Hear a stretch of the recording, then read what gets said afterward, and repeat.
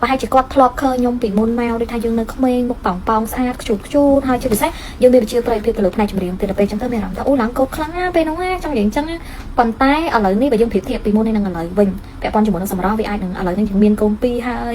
មួយទៀតអាចនឹងយើងកែដឹងស្រាប់ឲ្យបងប្អូនណាដែលគាត់កែគឺគាត់ដឹងខ្លួនឯងហើយនៅពេលដែលឡើងសាច់អីទៅគឺឃើញចំណេះហ្មងបងដោយសារឥឡូវខ្ញុំឡើងគីឡូ4 5គីឡូផងហើយបងថាខ្ញុំពីមុនហ្នឹងស្អាតណាស់ដល់ពេលកែរួចទៅមើលទៅអត់សូវស្អាតដូចខុសហងស៊ុយអីចឹងណាសម្រាប់ខ្ញុំបងមើលមកខ្ញុំគិតថាខ្ញុំ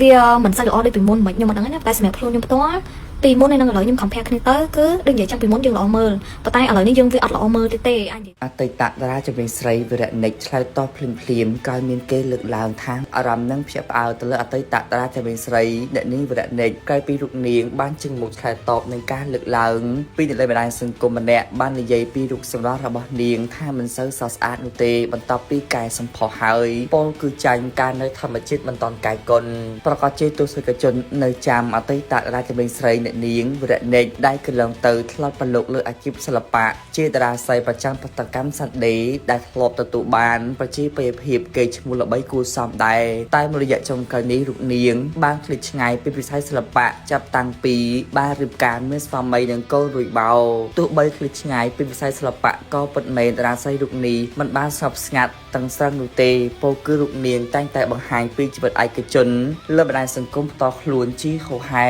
ដែលបច្ចុប្បន្ននេះគេដឹងថារូបនាងបានប្រឡូកលើវិស័យអនឡាញពីមួយថ្ងៃទៅមួយថ្ងៃពេលវេលាកាន់តែដើរទៅមុខគប់ផ្សំនឹងការកែសម្ផស្សបន្ថែមធ្វើឲ្យរូបសម្បត្តិរបស់នាងមានការប្រែប្រួលមើលសឹងតែមិនចង់ស្គាល់សោះស្អាតបញ្ចាញ់កាត់នៅក្រមុំនោះឡើយតែយ៉ាងណាមិញបើជាមានមតិមួយបានលើកឡើងចំថាសូមនិយាយត្រង់ណាពីមុនស្អាតណាស់កែរួចអត់ស្អាតទេដោយខុសហុងស៊ុយសាហាវក្រោយពីបានឃើញការលើកឡើងបែបនេះភ្លាមអតីតតារាចម្រៀងស្រីវិរៈនិចដែលកំពុងមានផ្ទៃពោះកូនទី2បានចេញមកបដកម្មឆ្លើយតបនឹងការលើកឡើងនេះវិញភ្លាមថាហើយដោយសារបងនិយាយត្រង់អញ្ចឹងខ្ញុំក៏សូមនិយាយត្រង់ទៅវិញដែរបងនិយាយទៅអត់មានគេថាតូចចិត្តឬក៏អន់ចិត្តជាមួយនឹងខមមិនរបស់គាត់ទេប៉ុន្តែដូចនិយាយអញ្ចឹងប្រហែលជាគាត់ធ្លាប់ឃើញខ្ញុំពីមុនមកដូចថាយើងនៅក្មេងមុខប៉ោងស្អាតខ្ជូតខ្ជូតហើយជាពិសេសយើងមានវិជ្ជាប្រយោជន៍ទៅលើផ្នែកចម្រៀងទៅពេលអញ្ចឹងទៅមានអារម្មណ៍ថាអូឡើងកូដខ្លាំងណាស់ពេលហ្នឹងណាចង់និយាយអញ្ចឹង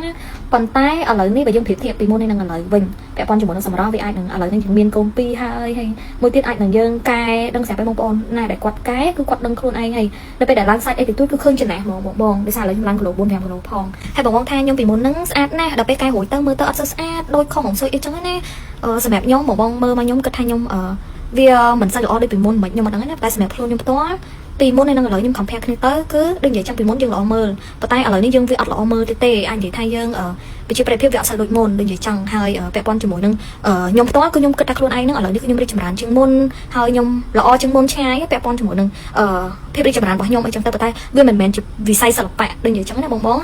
អញ្ចឹងពាក់ព័ន្ធមួយនឹងខមមិនរបស់គាត់អត់មានតូចចិត្តអន់ចិត្តអីទេគឺលើកមកនិយាយថងដូចគ្នាហ្មងសម្រាប់ខ្ញុំគិតថាខ្លួនឯងអូខេហើយប៉ុណ្ណឹងរីកចម្រើនហើយខ្ញុំទទួលយកភាពខ្លួនឯងឥឡូវហ្នឹងគឺខ្ញុំទទួលយកបានដូចគ្នាអញ្ចឹងណាអញ្ចឹងពាក់ព័ន្ធជាមួយនឹងហងស៊ុយ